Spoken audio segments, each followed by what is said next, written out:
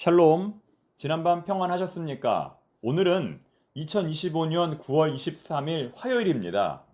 이 시간 주신 하나님의 말씀은 로마서 9장 1절부터 13절까지입니다. 이제 그들의 죄를 사하시옵소서. 그렇지 않사오면 원컨대 주의 기록하신 책에서 내 이름을 지워버려 주옵소서. 이스라엘 백성들을 향한 모세의 중보기도입니다. 마찬가지로 오늘 본문에는 이스라엘 백성들을 향한 바울의 중보기도가 나옵니다. 내가 그리스도 안에서 참말을 하고 거짓말을 아니하노라. 나에게 큰 근심이 있는 것과 마음에 그치지 않는 고통이 있는 것을 내 양심이 성령 안에서 나와 더불어 증언하노니 나의 형제 곧 고르게 친척을 위하여 내 자신이 저주를 받아 그리스도에게서 끊어질지라도 원하는 바로라. 무슨 말입니까? 차라리 내가 저주를 받아 생명책에 기록되지 못하고 구원받지 못하게 될지라도 동족 이스라엘 백성들만큼은 꼭 구원받게 되기를 바란다는 바울의 간절한 태도를 말하고 있습니다. 예수님은 요한복음 15장 13절에서 이렇게 말씀하셨습니다. 사람이 친구를 위하여 자기 목숨을 버리면 이보다 더 큰 사랑이 없나니. 즉 진심으로 사랑한다는 것은 그 사람을 위해서 목숨까지도 내어놓는 것임을 말하는 겁니다. 사랑하는 사람을 위하여 죽을 마음까지도 갖는 것이 진정한 사랑이라는 겁니다. 지금 바울의 태도가 그렇습니다. 내 자신이 저주를 받아 그리스도에게서 끊어질지라도 원하는 바로라. 여기에는 바울의 민족 감정이 들어있습니다. 그는 자신이 결코 유대인임을 부인하지 않습니다. 그동안 그는 이방인 선교 사역을 위하여 이스라엘 백성들의 배반자라고 하는 불가피한 오해를 받아왔습니다. 이방인들도 오직 믿음으로 말미암아 구원받는다는 선교 사역을 하다 보니 오히려 동족 유대인들과는 거리가 멀어지게 되었다는 겁니다. 적대적인 관계가 되었다는 겁니다. 바울은 이러한 오해를 풀기 위해 그동안 끊임없이 노력을 하였습니다. 이방인 사역에 집중하기 위해 유대인들과의 관계 회복을 포기한 것이 아니라 그는 기회가 될 때마다 유대인들과의 관계 회복을 하기 위해 노력하였다는 겁니다. 그 대표적인 예가 40의 하나 감암례를 맞는 것이었습니다.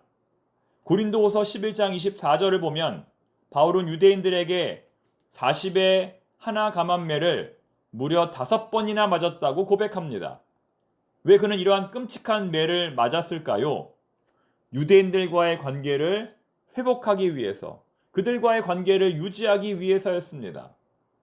예수님을 핍박하던 바울이 어느 날부터 예수님을 증거하기 시작하자 유대인들은 바울의 멤버십을 삭제하였습니다.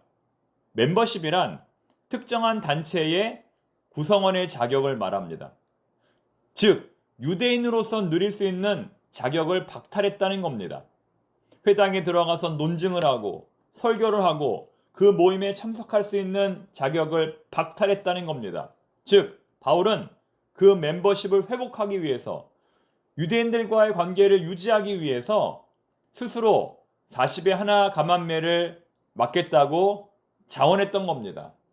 그는 그렇게 매를 맞고 멤버십이 회복되어 회당에 들어가 복음을 선포했던 것입니다. 이것이 바로 유대인들을 향한 바울의 사랑이었습니다. 지난 금요일 기도회 때에도 말씀드렸지만 전도 대상자가 교회에 나오는 이유는 하나님을 알고 믿게 되어서라기보다는 전도한 사람의 노력에 감동을 받았기 때문입니다. 전도한 사람의 노력에 감동을 받아 교회에 한번 나와 준 것입니다.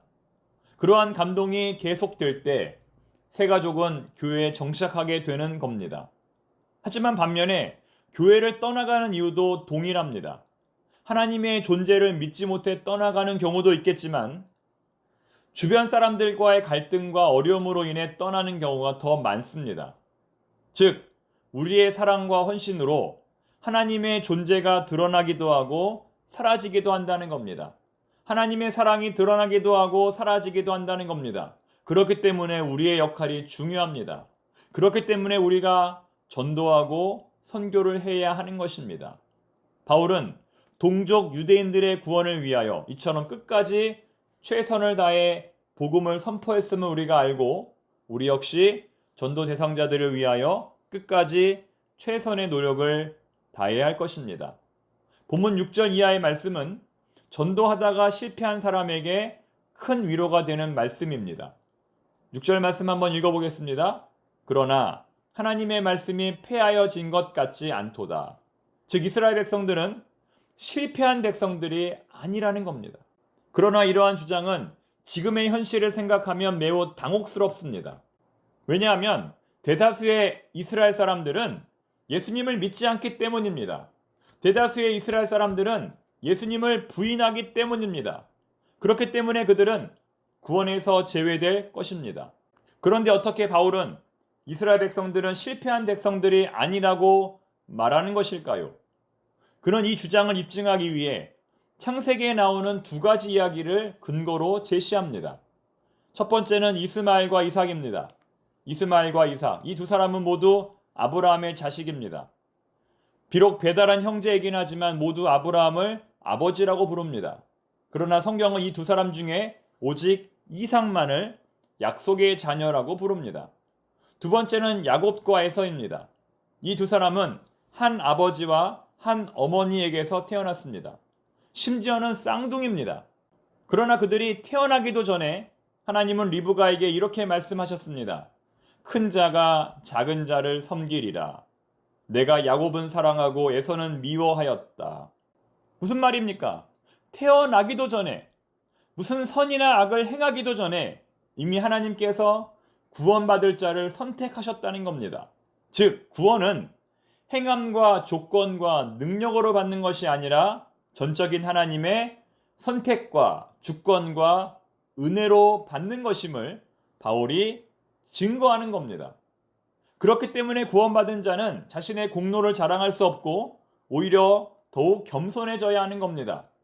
쉽게 말해서 구원은 전적으로 하나님의 손바닥 안에 있으니 하나님께서 이스라엘 백성들을 다시 구원의 길로 인도하는 것은 얼마든지 가능하다고 바울이 주장하는 겁니다. 그렇기 때문에 이스라엘 백성들의 구원을 절대로 포기해서는 안 된다는 겁니다. 하나님께서 언젠간 이스라엘 백성들을 반드시 구원하실 것이기 때문에 끝까지 두고 봐야 한다는 겁니다. 이제 말씀을 맺겠습니다. 아브라함의 자녀 중에도 버림받은 자가 있고 선택받은 자가 있습니다. 이삭의 자녀 중에도 버림받은 자가 있고 선택받은 자가 있습니다. 즉 하나님의 자녀가 되는 복은 인간의 행위에 의해 결정되지 않습니다. 전적인 하나님의 주권에 따라 이루어집니다. 구원에 관한 한 하나님은 홀로 역사하십니다. 그렇기 때문에 우리는 누군가를 전도할 때에 그가 하나님의 선택을 받은 준비된 영혼임을 확신하며 믿음으로 담대하게 전도해야 할 것입니다. 기도하겠습니다. 하나님 아버지, 전도의 문을 열어 주시옵소서. 하나님의 주권과 은혜에 따라 준비된 영혼을 만나게 하옵소서. 바울은 동족 유대인들을 구원하기 위해 40에 하나 감암매를 5번이나 맞았습니다. 우리는 사랑하는 가족과 형제를 구원하기 위해 어떠한 노력을 하고 있는지 돌아보게 하옵소서. 전도의 씨앗을 뿌릴 때에 그것이 헛된 수고가 되지 않게 하옵소서. 1차와 2차에 걸쳐 작정된 천여 명의 전도 대상자들을 놓고 기도할 때에 전도의 방법과 길이 활짝 열리게 하옵소서. 예수님의 이름으로 기도드립니다. 아멘.